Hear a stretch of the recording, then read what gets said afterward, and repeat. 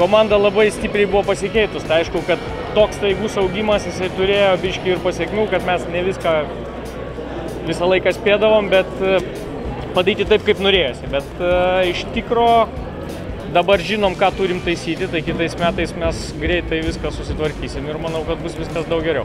Bet šiaip viskas buvo ir taip labai gerai, mes esam labai patenkinti, iškart matosi rezultatuose tas lengvumas, važiavime, viskame, tai dabar tik tai lieka, sakau, tobulėti toliau.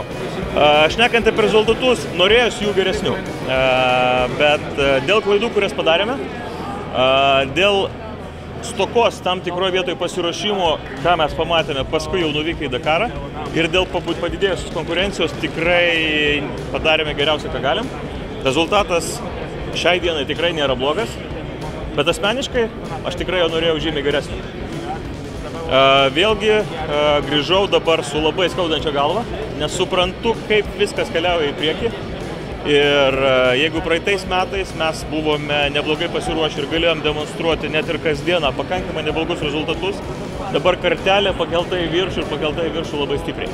Turime nepilnus metus laiko pasiruošti kaip galima geriau, kad galėtume būti geresni.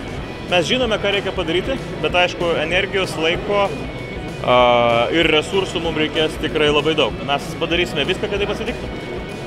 Aš iš tikrųjų tai buvau jau nurašęs tą finišą daug anksčiau, nes tokių turėjom bemiegių naktų ir tokių situacijų, kur atrodė, kad viskas, jau tenai ir liksim. Bet šiaip ne taip vis ropuojam į priekį ir tas 10. ruožas buvo sudėtingas tuo, kad tenai įlindom į smėlį.